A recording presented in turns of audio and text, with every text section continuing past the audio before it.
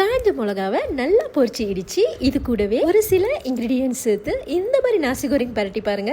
கண்டிப்பா சொல்றேன், உங்க வீட்டுல உள்ள எல்லாருக்குமே பிடிக்கும். ஹாய் ஹாய் ஹாய், வணக்கம். வாங்க குயிக்கா ஒரு நசி கோரிங் சமைச்சிடலாம். அதுக்கு முன்ன யாரெல்லாம் இன்னும் என்னோட பேச்சை ஃபாலோ பண்ணாம இருக்கீங்களோ மறக்காம ஃபாலோ பண்ணிக்கோங்க. இப்போதான் என்னோட ரெசிபிலாம் உங்களை தேடி வரும்.